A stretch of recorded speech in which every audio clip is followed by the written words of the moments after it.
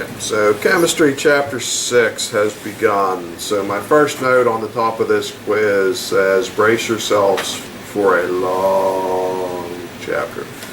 This is the longest of all the chapters. That doesn't make it harder, it doesn't make it easier. It just means you don't want to get left behind early in the chapter because we're here more days than we'll be on anything else. It doesn't probably matter in the grand scheme of things. We're doing something, so I don't know that it matters, but 16 days it'll take us to get through all of this, including the reviews and the tests and the quizzes and all that business.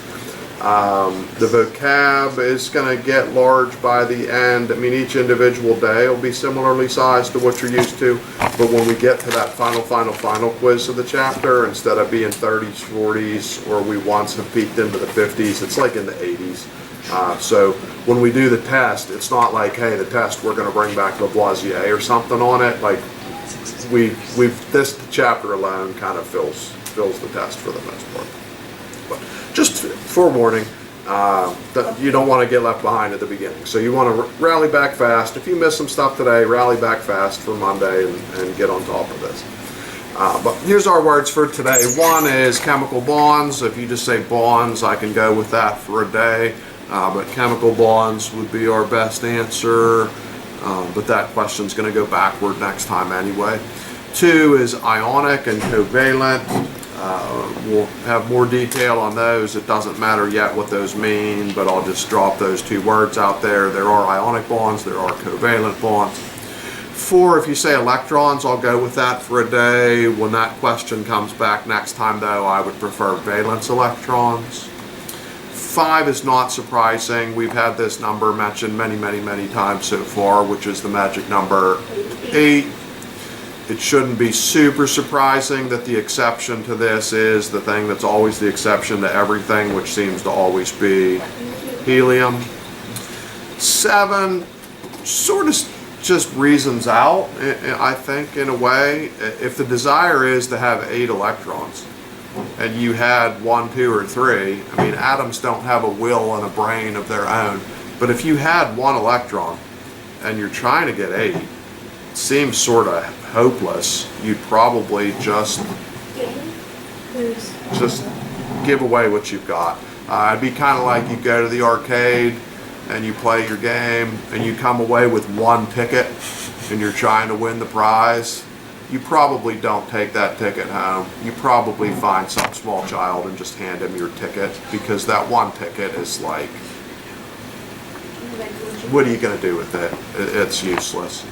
If you had 5, 6, or 7, now you're in a position of strength and you'd rather gain your electrons. And then if you got caught in the middle with 4, your out is to share them. Find another one with 4 and maybe you can share them and share the prize. But 1, 2, 3, you'd want to lose them. 5, 6, 7, we'd gain them. Share them if you had 4. 10's a thing called ionization energy. And 11 is a thing called a cation. 12 is a thing called electron affinity. And then 13 is an anion, A-N-I-O-N. Looks like onion, but it's not an onion, it's an anion. Question about scoring those. We'll get the papers back and I'll try to make some sense out of these for you. Grab a periodic table if you didn't yet, because we'll work our way up to that in just a minute. Okay. So in terms of next quiz and making sense out of this quiz, when we read for next time for Monday is where we are on our calendar. 6.3, there's going to be 2 very obvious points. And then you're going to see a list of 8 rules. You will never be asked to flat out memorize the 8 rules. But you are going to need to know some stuff about each of these 8 rules. It might be a fill-in here or a different thing there. But the 8 rules matter. But what I'm going to ask you to do is to know 2 of the rules. So 2 obvious questions to be fill-ins from 6.3. And then be able to tell me 2 of the 8 rules. But I would highly recommend you read all 8 rules, because in the long run, all 8 of those rules are in some way going to matter to you. But 4 new points off of 6.3. Question about newness of life there. Then relative to today's, 1 is going to go backwards and just say what is a chemical bond. So you'd say attractive forces that hold the elements together, or hold atoms together. I would, well, the book compared, electrons are like the chemical glue that holds things together. The electrons, why are the electrons doing all the work all the time? Because they're outside the nucleus. Everybody else is in the nucleus, so it's left to the electrons to do all the floating around and joining and mingling and trading and leaving and coming and going and all that. 2 and 3 stay exactly the same, ionic and covalent. 4 stays exactly the same, valence electrons. 5 is the same. 8, not making the quiz, but worth a mention, who naturally has 8? Noble gases. So if the noble gases have 8, what do they want to do in terms of interactions? They don't. They just like hide. They have their 8 and they just run away and hide with their 8. They don't want to gain, they don't want to lose, they don't want to share, they don't want to be bothered. The noble gases are like the hermits of the chemical world. They have their 8 and they're antisocial. 6 stays the same. 7 stays the same. Side note that at some point became bonus question, I think, in this chapter. What kind of stuff has 1, 2, or 3 electrons? Metals? Metals is correct. Because where on the periodic table are the things that have the 1, 2, and 3 electrons? They're on The left. They're on the left. So that's where the metals live. And if they're losing electrons, what kind of charge will they end up having? Positive. Because electrons' charge is negative. If it gives away its negatives, it is by that process going to be positive. So the metals are going to be naturally wanting to turn into positive ions by losing their electrons. Conversely then, 5, 6, or 7 electrons are happening with the nonmetals, and when they gain, their charge is going to be negative ions. Sharing, bonus on sharing someday. Who is the best sharer of electrons? Look at your periodic table if you want a hint. Nope. Not a category, it's one specific element. Hydrogen. No. Helium? No. Oxygen. No. Carbon. Why? Because carbon is the next gas. Because it has 4. How do you know it has 4? Because it's in 4A. It's in column 4A. So column 4A is where carbon lives. Carbon is the most sharing of electrons of anybody because it's your most common element from column 4A. Grab myself a table too, within arm's reach here.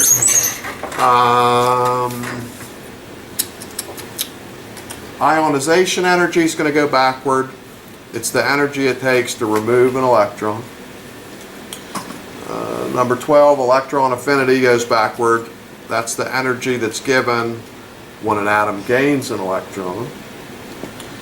Anion and cation are still fill in the blank, but maybe the blanks are going to go and get switched on you day by day. The positive one is cation. So for those of you who are cat lovers, you feel positive about cats, you feel good about that memory trick.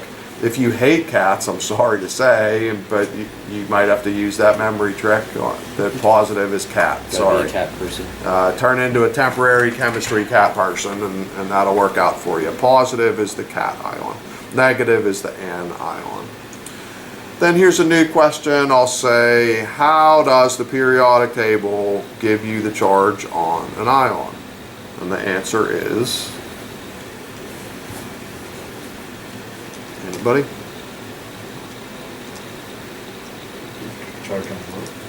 How does the periodic table give you the charge on an ion?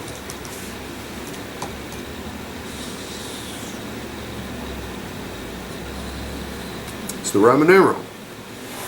So if you say Roman numeral, I'll give you half a point. Tell me stuff on the left is positive, stuff on the right is negative, and I'd give you your full point for that. What was that? Roman, how does the periodic table give you the charge on an ion? it's by Roman numeral. If you just say Roman numeral, I'd give you half a point. Stuff on the left is positive, stuff on the right is negative. And I'll explain that in a sec when we do that big giant table that I gave you on like a chart thing and said it isn't a quiz yet. We'll analyze that. This doesn't make the quiz, but this is an explanation, and maybe this helps you understand, maybe it doesn't. We have an atom. It could possibly give away an electron. For it to give away an electron, it has to be given some energy to be happy. And if it gives away its electron, it has now a charge that is positive, and that's called a cation. It's also possible an atom might pick up an electron. If it picks up an electron, it now has a charge that is negative. That's called an anion. But to do that, it has to give off some energy. We need a trade. Energy is going to get traded for electrons. So in terms of explaining which is which, the ionization energy is the energy if we remove an electron. So which one is that? That's the top one. The electron affinity is the energy that's given off when we're gaining electrons. That's this one.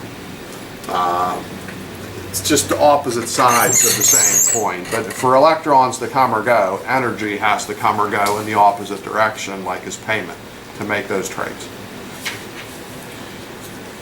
I think that's all I have to say about that. There is not homework to turn in, but there is stuff you could do. There's a 1A through G, and there's a 2A, which are doable, but don't have to be done. We won't turn that in until we have one more bit of stuff to do with some mathy examples on Monday. Question about that? And this paper is going to make a series of quizzes through the chapter. It'll have another half to this later, but this first half we can do most of this with the periodic table, but we're going to need a little bit of memory on some things, but mostly periodic table. Do you have the version you have? Because I'm holding like 4 of these right now. Zika, zinc, hydrogen, strontium. Yeah. Down, down, down. At the bottom is the bottom 3, mercury, phosphorus, chlorine. Yeah. Okay, so we're going to fill this in for practice, whatever we can do in 10 minutes, 12 minutes, whatever's left. We're going to use our periodic table, and we're going to fill in a bunch of stuff. So the middle column is for you to give something a new name.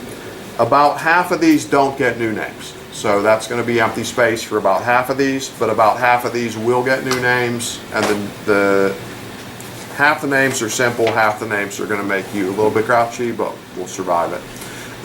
The right side is where we'll start, because everybody is going to have like an ion designation. So periodic table, somebody find me zinc.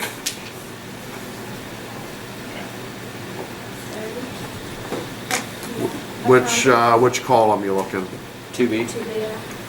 Zinc is in 2B. I agree. So what's the symbol for zinc?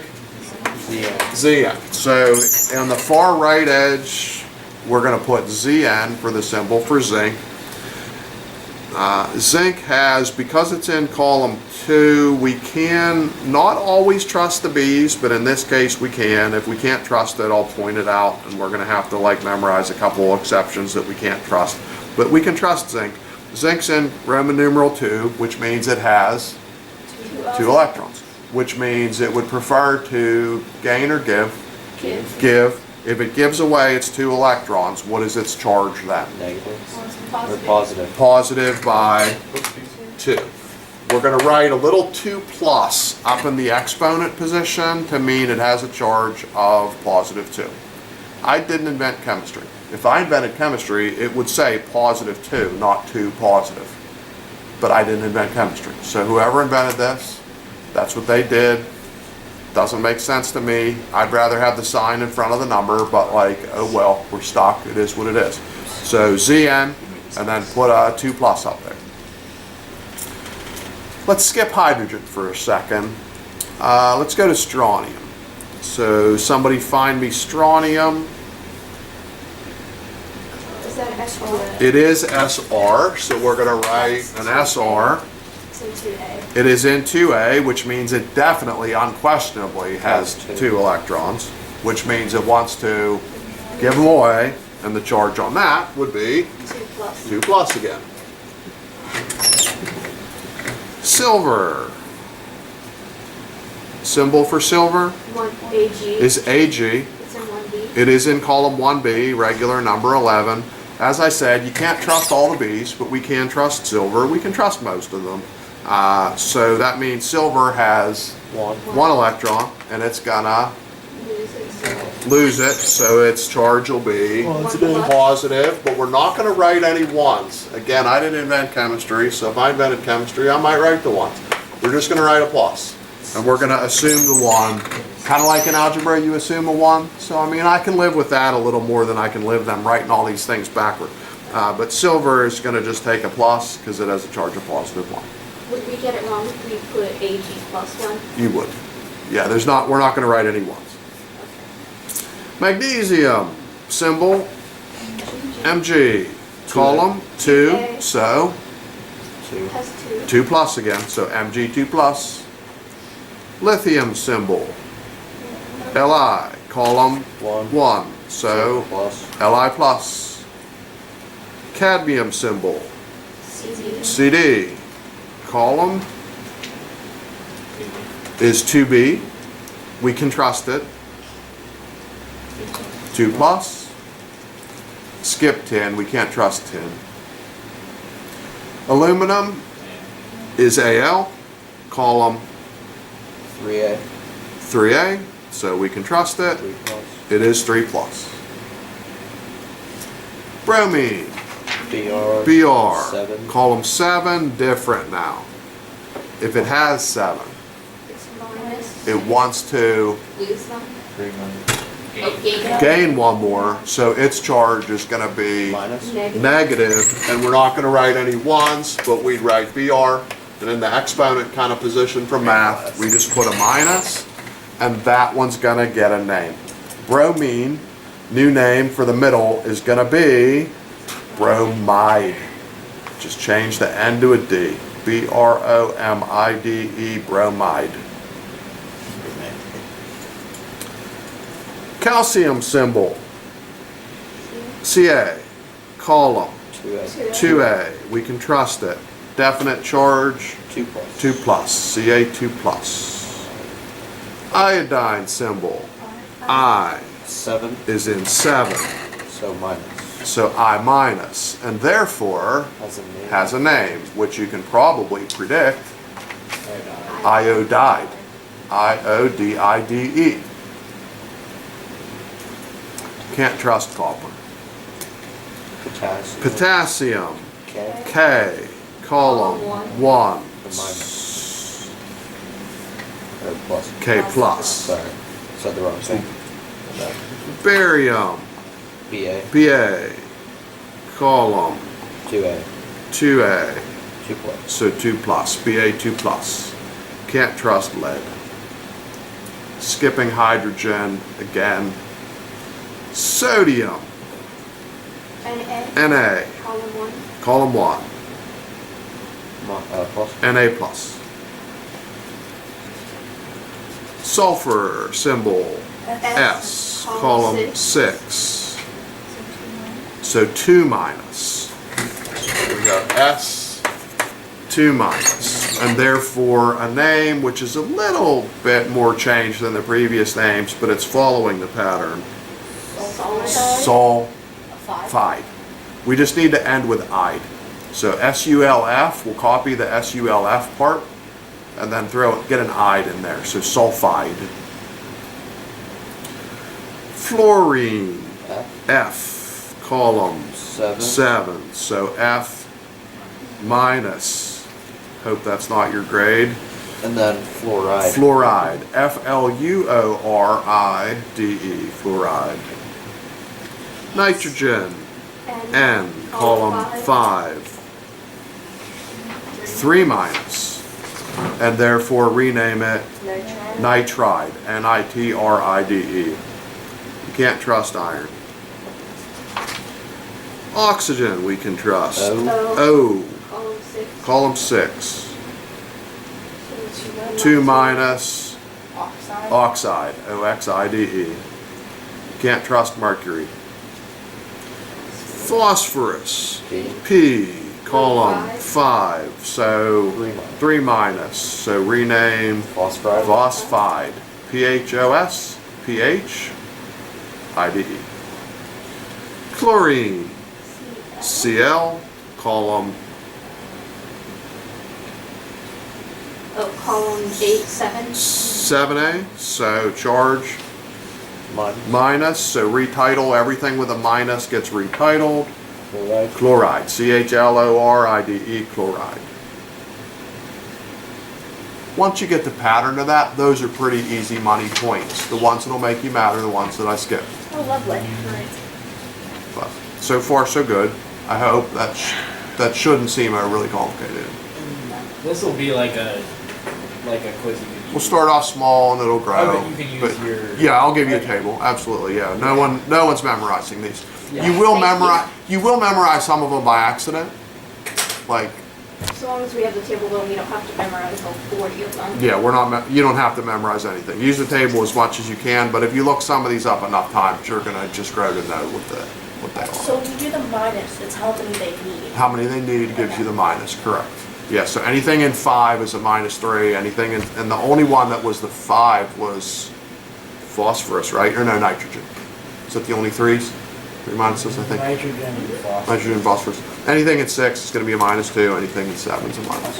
It's sort of aluminum too, because but it's a 3 plus. Yeah. Questions so far? Okay, hydrogen's weird, okay, because hydrogen has 1, but it only wants to get to 2. So it can kind of like go either way. So I have hydrogen here on the table twice because it could go positive or negative. And so it doesn't matter which one you do in which spot, but one of the hydrogen spots you're going to go H plus. The other hydrogen spot do an H minus. It doesn't matter which is which, but the one with the H minus needs a new name, which is hydride, HYDRIDE. So that's not bad either. You just have to remember that hydrogen has dual identity, but hydrogen's on the paper twice to help you do that, so that like somewhat helps us. The other ones, the ones that make you mad that you can't trust, you already are mad at them. Why are you probably already mad at tin and lead and iron and mercury from your previous experiences? Because they have weird names. They have the weird names and the weird symbols that are all based on Latin. So the ones that are based on Latin are still just continuing to make you mad. Why these are going to make you mad is that they're going to have a dual identity. They're going to have 2 options for you.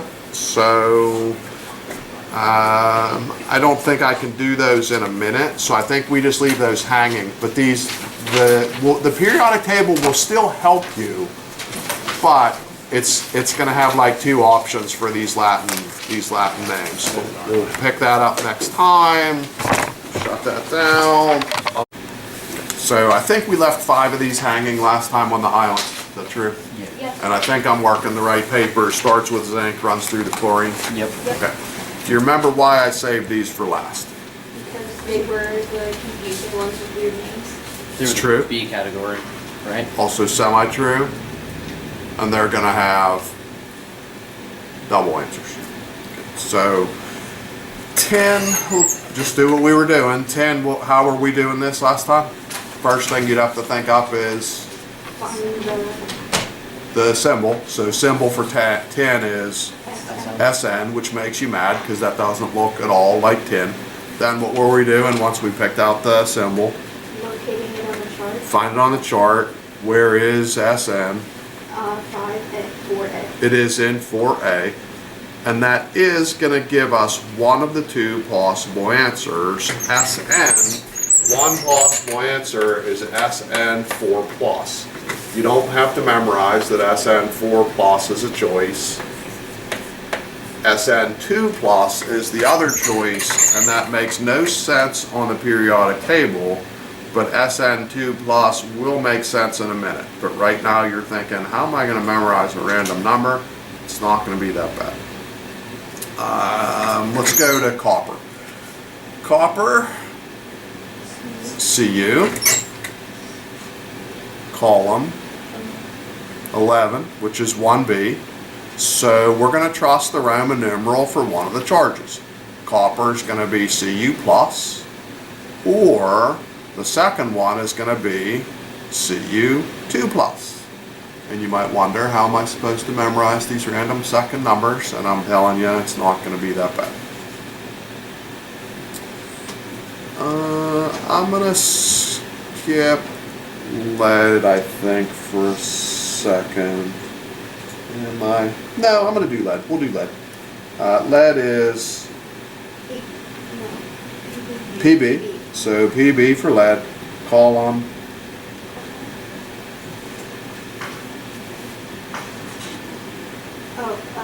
That's column 14. 14, which is Roman numeral 8. 4. So Roman numeral 4 for 14 for PB, that gives us one of the charges. And then the other one is like me just having to tell you, it's going to be PB2 plus or PB4 plus.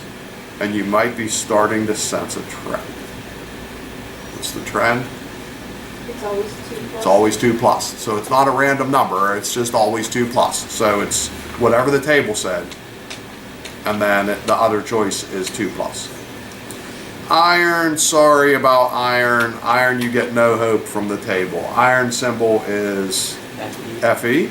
So Fe is in a Roman numeral 8 kind of position, and there's not going to be any 8 pluses. So this is the only one you have to memorize any kind of random numbers. But it's sort of already probably in your head that one of these is probably Fe 2 plus. The other one is Fe3 plus, and I have no reason why other than just it is. I know it is because I've seen it before. So Fe2 plus and Fe3 plus. And then mercury is Hg. Hg is in 2b. And there's going to be 2 of these for mercury. There's an Hg or an Hg. One of them has a little 2 right here, and I'm going to go 2 plus on that. The other one doesn't have the little 2, and I'm going to go 2 plus on that. So Hg was in column 2, so we are just living it up with 2's are wild, 2's all over the place. So Hg2 with a 2 plus and regular Hg with a 2 plus. So the table part of that, the charge part of that's actually not that bad. The table will give you one of them. 2 plus is the other one of them. Mercury go crazy with 2's everywhere. Iron's the only one you're going to have to work at, really. Question about that part. We're going to have to do names now. We're not quite there, but we're most of the way. Down this column, there's 26 points worth of stuff because everything had a name. The ones that had 2 names, I guess I'd give you half a point if you got one of the 2 names. Yeah. For the mercury, what we just did, 1, 2 has to be at the bottom, 1, 2 has to be at the top, right? Yeah, the charges always go up in like exponent positions, and then there is like a little 2 stashed down underground as a subscript, because there's like 2 atoms of mercury to make that molecule. Okay. Questions there? Then the names. So here's how the names go. The names are going to give you a double name system, so you have to write all of this for 10. 10, one of the 10s is going to be Roman numeral 2, which you don't have to memorize because we already learned that it has a charge of 2. So the other 10 must have a Roman numeral 4. because it had a charge of 4. So that's one name system. The other name system, you're going to have to deal with a little bit of Latin. So the lower number always is going to have an OUS suffix. The higher number is going to have an IC suffix. And then the beginning, we're back to the Latin that caused that to be an SN. It's called stannus, STANNOUS. The higher one is called stannic, STANNIC. The letters of the element do help you a smidge, but you're going to have to maybe work at that a little bit. We're recording. Do you need to steal people, or what do you need? Whenever he's done. Yeah, he's going to be right up till the bell probably. So 10, we're writing 10 Roman numeral 2 stannus, and we're going 10 Roman numeral 4 stannic. So copper, similar scheme. We go copper, Roman numeral Close 1. 1 first, do lower first, then upper. So copper, Roman numeral 1, and that's going to be called cuprous. Cu is where the symbol came from, CUPROUS. Or copper, Roman numeral 2, and that's going to be called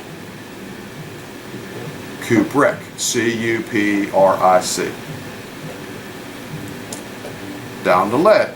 The lower one, we'd go lead, Roman numeral 2, and that's going to be called plumbus, PLUMBOUS.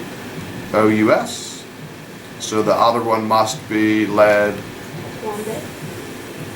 first lead Roman numeral 4, and then the word plumbic, PLUMBIC. Iron, lower one, is iron Roman numeral 2. And that's going to be called ferrous, FERROUS.